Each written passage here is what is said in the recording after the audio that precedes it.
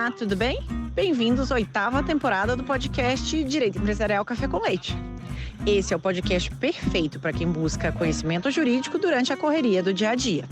É a sua biblioteca, em áudio gratuita, repleta dos principais textos e dos autores de direito empresarial no Brasil. Eu sou Amanda Taide, mineira cruzeirense da UFMG na origem, com passagem em São Paulo, no Largo São Francisco, USP, e Candanga, Fluminense e UNB de coração. Casada, mãe do Pedro, de 6 anos. Pedro, Pokémon, Charizard, Pikachu, Bulbasaur e Charmander. Do Luca, de 4 anos. Lucas, Hot Wheels, Let's Race. E tutora do Vira-Lata Farofo. Sou professora da UNB e consultora no Pinheiro Neto Advogados, nas áreas de Direito da Concorrência, Comércio Internacional, Defesa Comercial e Interesse Público, Compliance, Anticorrupção, Acordo de Leniência e Negociação de Sanções e Direito Empresarial em geral. Esse é um podcast simples, curto e gostoso, como um café da manhã, mais rapidinho, durante a semana. Você quer navegar pelo podcast?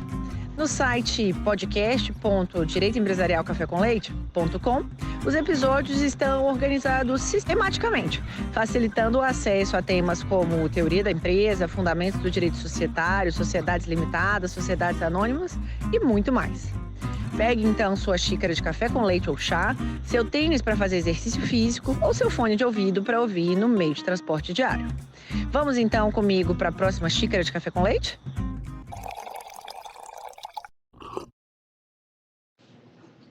O Guilherme é juiz de Direito do Tribunal de Justiça de São Paulo, em exercício na 2ª Vara de Direito Empresarial e de Conflitos Relacionados à Arbitragem. É mestre em Direito pela PUC São Paulo, doutorando em Direito Comercial pela Faculdade de Direito do Largo São Francisco, a USP, e é professor assistente na pós-graduação em Direito Empresarial da Escola na Escola Paulista da Magistratura. Professor Guilherme, é uma alegria enorme você ter aceitado o convite para participar do nosso podcast e apresentar, de um modo simples, curto e gostoso, esse tema da apuração de haveres na sociedade limitada. Oi, Amanda. Eu que agradeço o convite gentilmente feito por você para eu falar a respeito desse artigo que eu tive a oportunidade de publicar, escrito em coautoria com o desembargador César Champolini Neto, hoje, infelizmente, já ex-desembargador, porque há poucos meses ele anunciou a aposentadoria dele do Tribunal de Justiça de São Paulo.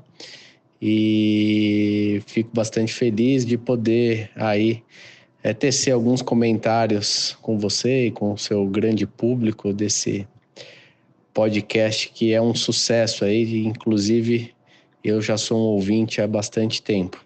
Enfim, eu que agradeço o convite feito a mim. Então, para a gente começar, como a gente tipicamente começa, qual que foi a sua motivação para escrever sobre esse tema que explora, né, um dos temas que eu acho que é mais centrais aí para sociedades limitadas, sendo, né, a apuração de haveres aí o cerne de muitas das discussões. Como que foi que esse tema chegou até você? Foi uma questão teórica? Foi uma experiência prática da sua atividade da magistratura? Como que foi o processo de escrita?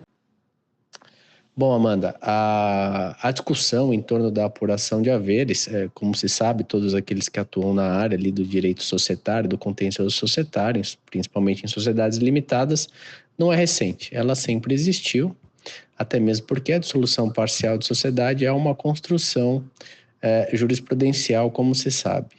A motivação para escrever sobre o tema foi principalmente prática. Eu estou há 2 anos e meio, mais que 2 anos e meio, desde a metade de 2022, julho de 2022, na 2ª Vara Empresarial e de Conflitos Relacionados à Arbitragem da capital aqui em São Paulo. Basicamente, a matéria de minha competência é direito societário, tanto sociedades do Código Civil como também sociedade anônima, demandas relacionadas à arbitragem, propriedade industrial, concorrência desleal e franquia.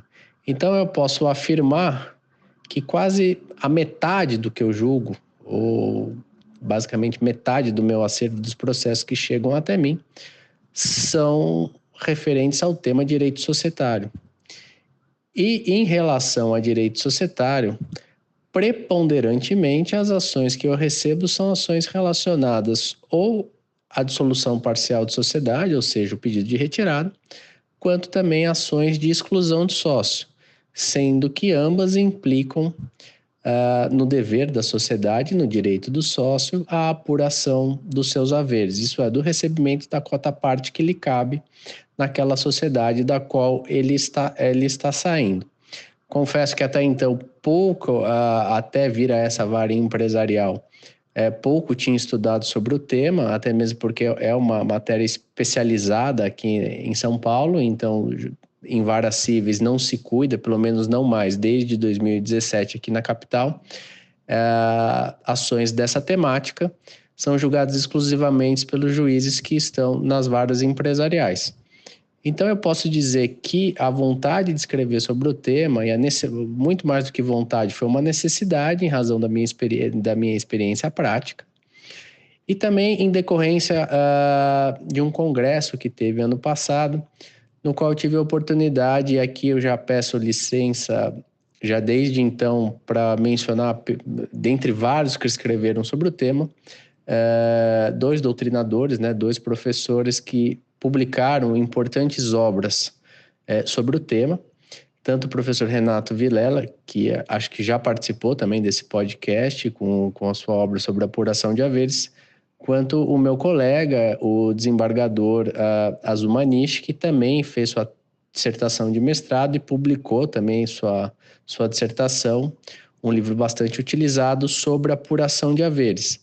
Eu tendo participado com eles desse congresso, salvo engano, ano passado, ou em 2022 mesmo, juntamente com a minha necessidade prática, me levou a questionar e as minhas decisões de deflagração, de início de apuração de haveres, e por isso me fizeram aprofundar um pouco mais sobre o tema.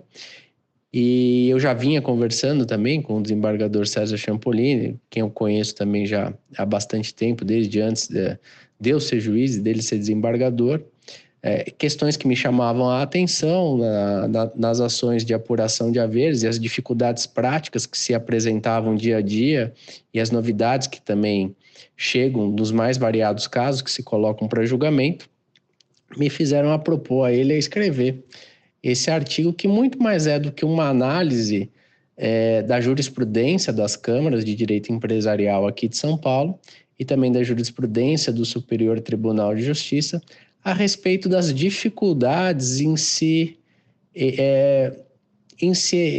das dificuldades em se encontrar um modelo ou um método aplicável a toda e qualquer dissolução de sociedade, ou mais especificamente a apuração de haveres.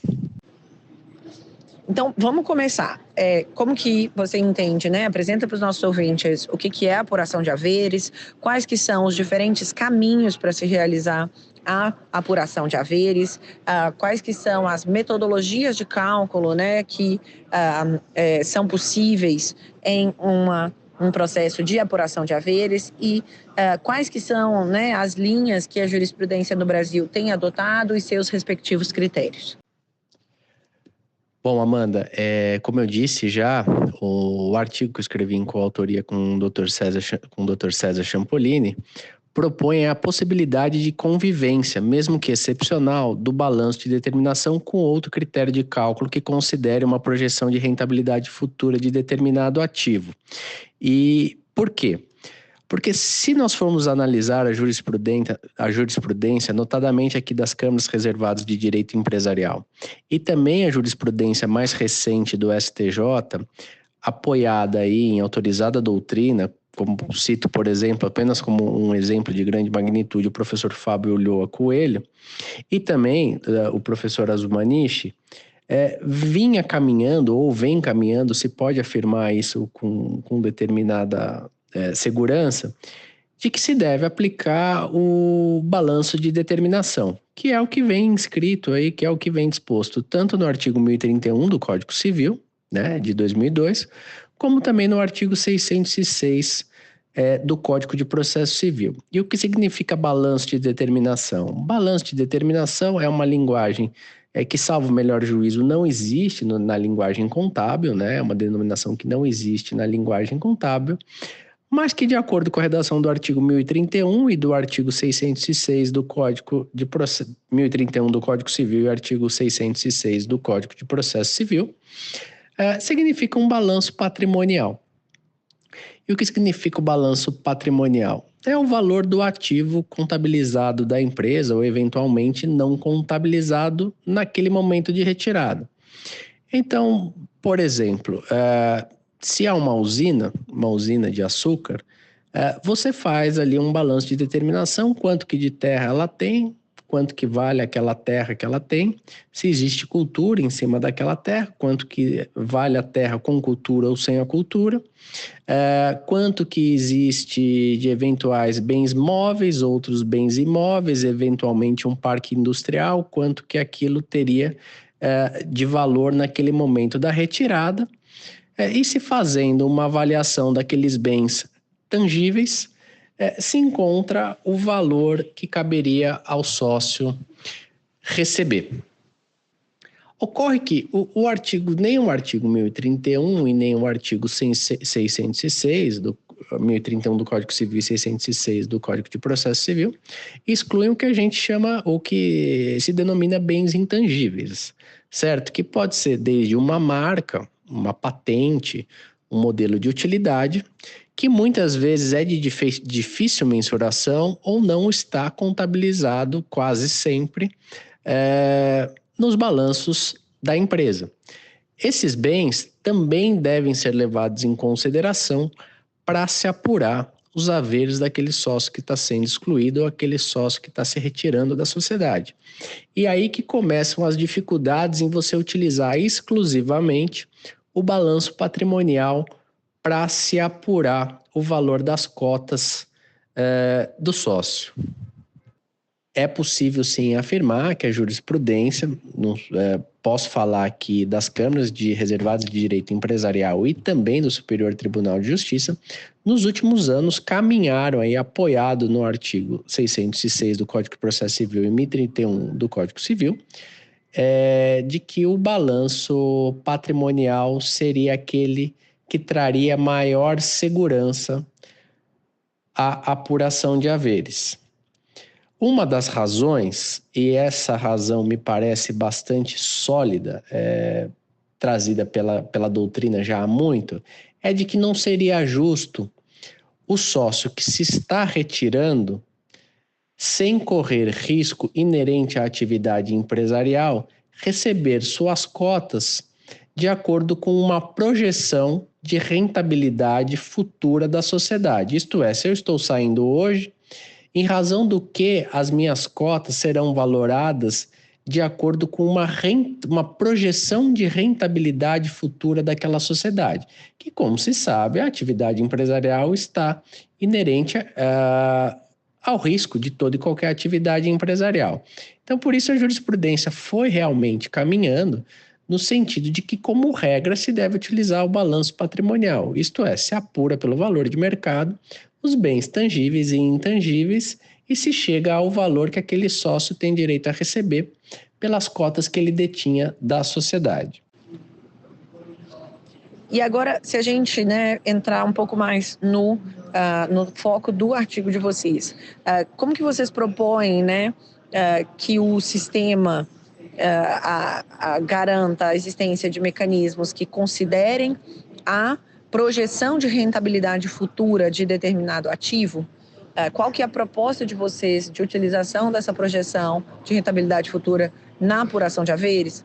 E como essa proposta que vocês trazem, ela se coaduna com um dos elementos centrais de que a gente, o que legitima o lucro é o risco e que, portanto, essa antecipação eventual de rentabilidade futura de um determinado ativo, ele estaria tendo um lucro sem o risco. Como que vocês enxergam esse eventual contraponto em um mecanismo de apuração de haveres que considere essa projeção de rentabilidade futura? Esse talvez seja o principal desafio, né, do magistrado, e aqui que a gente tenta tratar no artigo também, que é como superar a questão do balanço patrimonial não resolver todo e qualquer caso. Porque quando a gente pensa numa sociedade, como eu dei um exemplo há pouco, uma sociedade antigamente, vamos dizer assim, uma fábrica, um parque industrial, ou mesmo uma holding patrimonial hoje, né? É muito fácil de você calcular o valor de mercado ou o valor para fins de apuração de haveres de acordo com o balanço de determinação, ou seja, o seu valor patrimonial. Porque se ele é composto apenas por bens imóveis, por exemplo, você consegue facilmente chegar a um preço. Você pode ter uma divergência de avaliação aqui e ali, mas você consegue chegar a um preço fácil quando a sociedade ela é composta por bens imóveis, ou, por exemplo, semoventes, em caso de fazenda, ou quando você tem um parque industrial ou uma frota de automóveis, me parece bastante cômodo, embora possa existir alguma divergência em relação ao preço, você consegue chegar a um valor facilmente. Ocorre que hoje as sociedades, muitas vezes, como a gente fala no artigo publicado, elas se resumem a uma ideia, a um software, a um aplicativo, e nem por isso elas deixam de ter um valor enorme de mercado. Elas têm realmente um investimento ali, mas elas não têm nenhum bem tangível para ser dividido. Às vezes ela tem só um ponto comercial, às vezes ela detém uma marca, não existe imóveis em nome próprio, a marca para aquele segmento tem um valor de mercado bastante forte. Por vezes uma carteira de clientes, quando a gente pensa, por exemplo, nos agentes autônomos, né, que a gente está vendo diariamente se replicar aqui os pedidos de retirada, né, dos agentes autônomos desse novo segmento de mercado, né, bancário. Então, bens tangíveis, a sociedade realmente hoje ela não tem. Então, o que a gente começa a experimentar na prática e verificar que se você exclui totalmente os bens intangíveis, sejam bens, uma propriedade intelectual, uma propriedade industrial, uma carteira de clientes, uma clientela que seja, você não chega a valor nenhum. Você chega a valor zero quase sempre, muito embora aquela sociedade tenha um valor de mercado.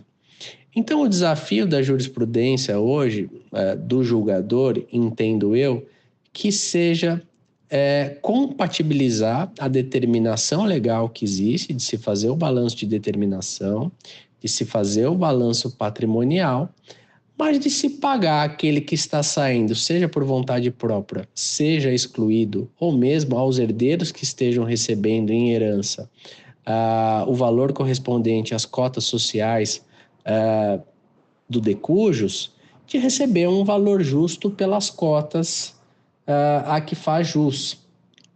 Daí porque a possibilidade excepcional de convivência do balanço de determinação, ou seja, da avaliação patrimonial daqueles bens que possam ser avaliados patrimonialmente, de acordo com o seu valor, com bens existentes, eventualmente naquela sociedade, que não possam ser calculados simplesmente por um critério, pelo critério utilizado pelo balanço de determinação.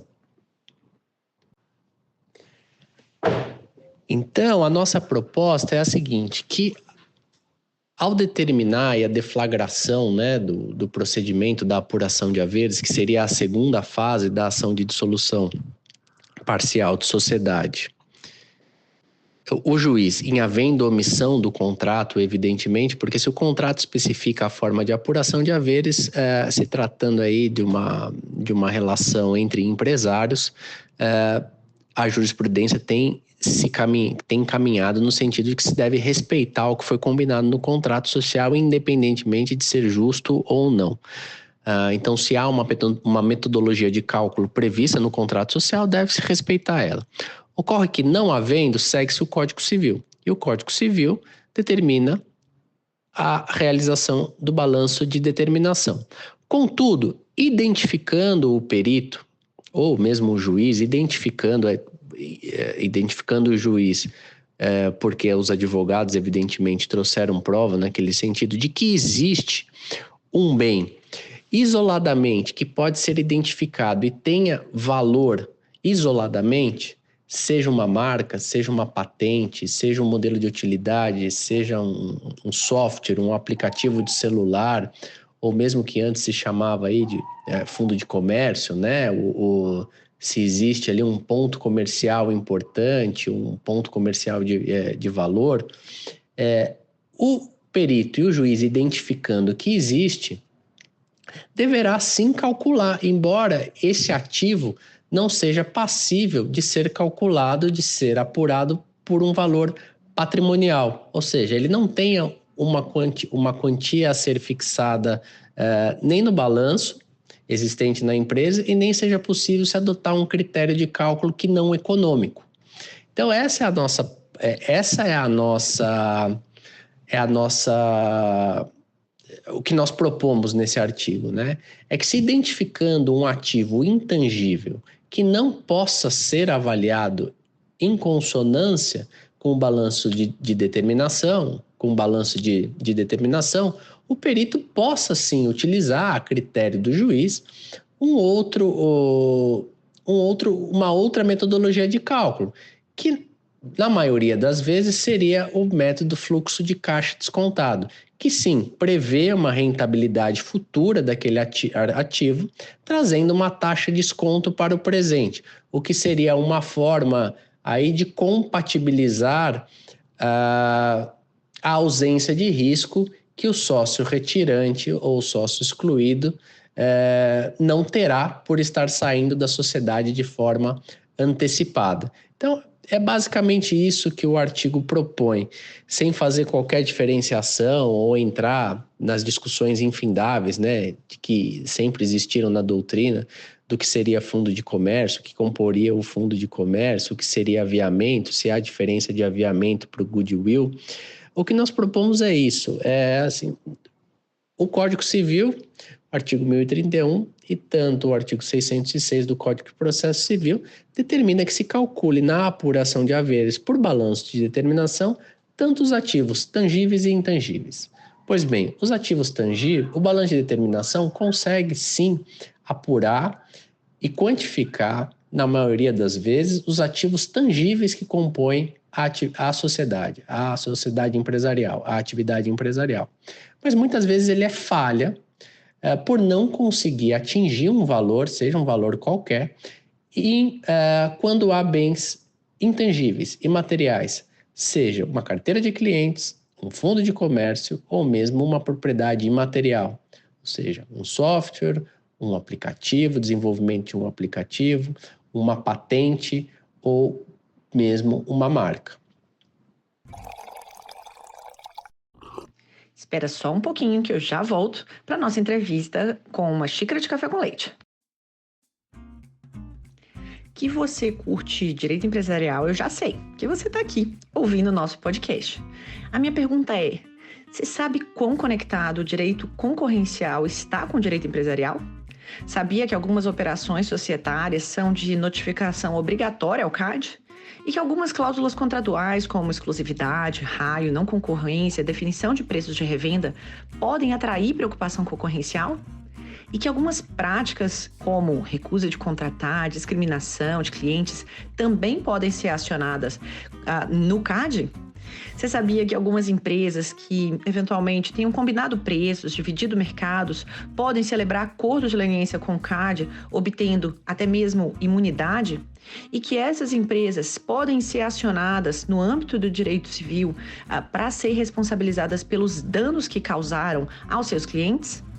Se você ficou curioso e interessado em como esse conhecimento pode contribuir na sua formação jurídica, eu faço um convite. Entra no site Pós em Direito Concorrencial e se inscreva na nossa nova pós-graduação, que eu estou lançando agora, no segundo semestre de 2024, totalmente virtual, registrada no MEC, com um conteúdo linear, completo e que vai te preparar para os problemas práticos que você vai enfrentar no dia a dia do direito empresarial. Espero você lá! Eu já peguei minha xícara de café com leite, vamos voltar para nossa entrevista. E você entende que uma apuração de haveres realizada de maneira incorreta pode eventualmente representar uma situação de fraude contra os demais sócios? E se sim, existem penalidades para isso? Amanda, essa questão é bastante interessante. A jurisprudência tem se caminhado, e ao meu ver corretamente, no sentido de que deve se respeitar o que está no contrato social.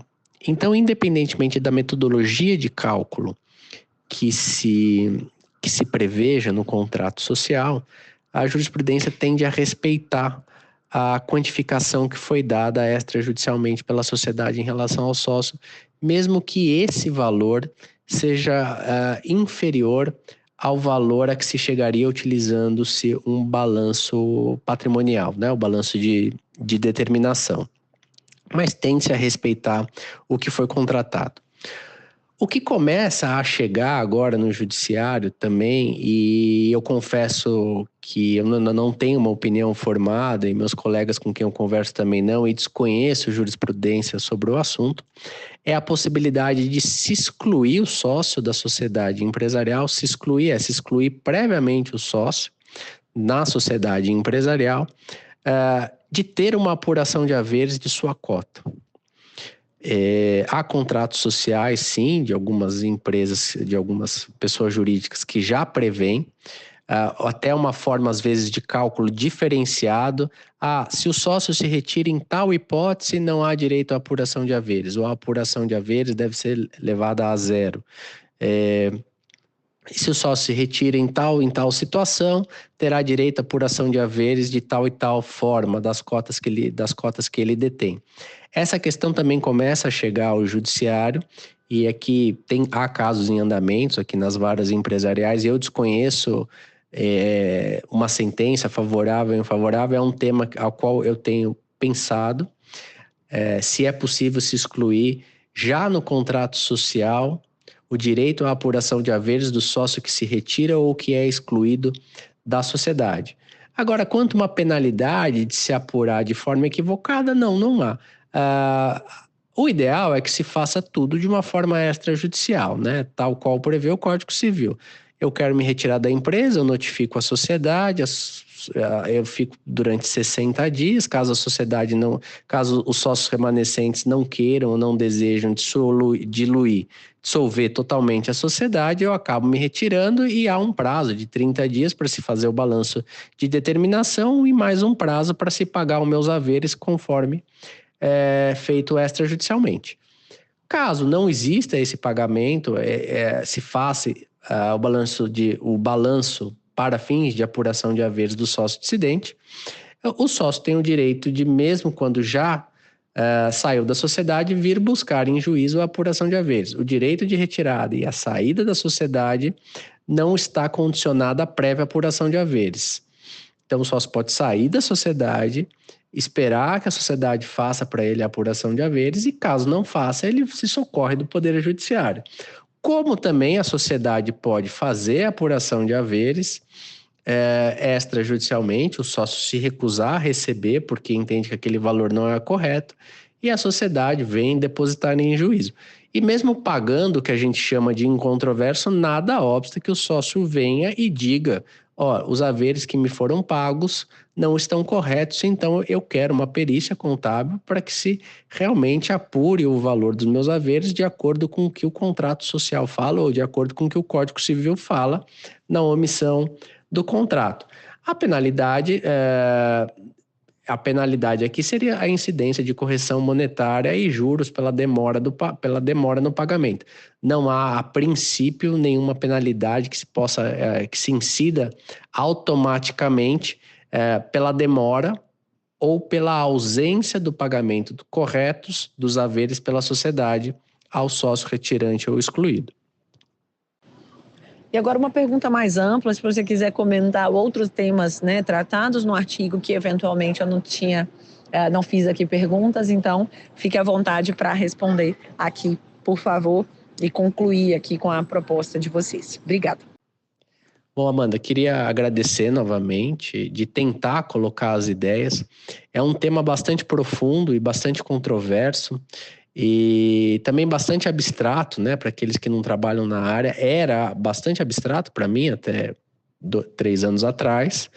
A prática realmente me fez se aprofundar sobre o assunto e quanto mais nos aprofundamos no assunto, mais dúvidas surgem.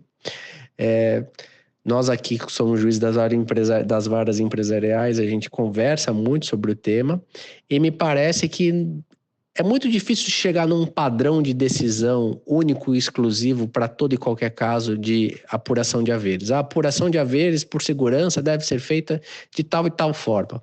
Por quê? Porque as sociedades são diferentes entre si. Uma sociedade industrial, digamos assim, ela não tem nada a ver com uma sociedade que atua no mercado de capitais, por exemplo, no sistema financeiro. Os bens que compõem uma ou outra sociedade são totalmente diferentes. E cada dia eu percebo mais que a dificuldade dessa comunicação da linguagem contábil com a linguagem jurídica também é bastante peculiar. Eu experimento isso na prática, que muitas vezes nós tentamos traduzir para uma linguagem contábil para que o perito nos entenda. E o perito tenta traduzir para uma linguagem jurídica as normas de contabilidade. E não é uma comunicação muito simples, mesmo porque a nossa formação é totalmente distinta, né? E esse tema, por exemplo, que eu falei há pouco, da possibilidade de exclusão, é um tema que me parece aí que nos próximos meses, nos próximos anos, isso começará a surgir na jurisprudência. Se pode ou não excluir previamente um sócio do seu direito à apuração dos haveres. E agora uma pergunta específica dessa 8ª temporada. Conta pra gente, então, na pessoa física, quem é você? Conta um pouquinho mais dos seus gostos, das suas preferências e quando você vai ouvir podcasts não jurídicos, conta pra gente quais que você ouve também. Amanda, eu ando com um tempo, nas minhas horas vagas, quase que exclusivamente dedicada à minha filha, a Vitória. Ela acabou de fazer 1 ano, então você é mãe, eu sei, e esse primeiro ano exige bastante de nós, né? Então eu confesso que eu ando tendo pouco tempo livre aí conciliando a vida acadêmica, né, no doutorado, aulas e aqui a minha função aqui no Tribunal de Justiça de São Paulo. O tempo livre acaba sendo bastante escasso e quase que todo dedicado aí à minha família, né, minha esposa e minha filha que, graças a Deus, completou aí 1 ano há poucas semanas. E o que é muito gratificante também, até por uma vontade, a gente acaba passando quase que o tempo integral com eles. Mas no meu tempo livre, eu tenho o hábito de quanto a escutar podcast, seja YouTube, basicamente relacionado a 2 temas. O seu podcast, né, que eu já disse no começo, eu escuto já há bastante tempo e me ajuda muito aqui na minha vida prática também, porque acaba atualizando a gente no trânsito, né? Eu sempre tento escutar. Às vezes, quando vou à academia também, eu gosto de ir a pé, então vou escutando o seu podcast. Podcasts também do Jota, se eu não me engano, que eu já escutei há algum tempo. Se eu não me engano, um que eu gostei bastante, só para dar uma dica, acho que ainda está aqui acho que ainda está disponível. Se eu não me engano, chama-se As Paredes São de Vidro, que conta um pouco a história do Supremo Tribunal Federal, né, e de seus integrantes aí ao longo dos últimos anos. Foi um podcast que me chamou bastante atenção. Assim, que me empreendeu bastante. Acho que essa é uma dica que eu posso dar.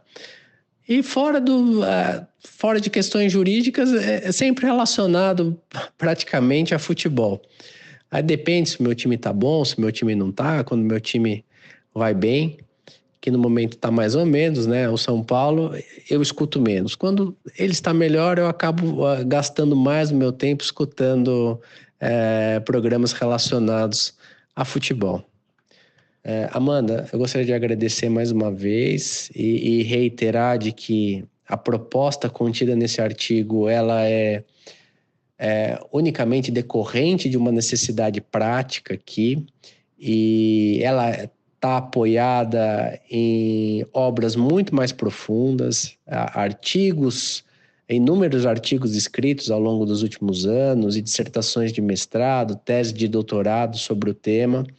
E eu tenho certeza de que há alguns anos essa proposta, por minha parte também, a minha experiência prática, a minha vida prática, com certeza vão me fazer pensar em outras proposições, em outras propostas, pensar em alguma medida ou outra diferente da que eu propus nesse artigo.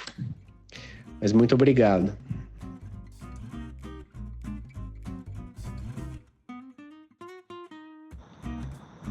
A nossa xícara de café com leite foi devidamente tomada. Agradecendo aqui a nosso convidado pela presença, a vocês pela audiência. Se vocês tiverem sugestões, comentários, não deixem de me procurar.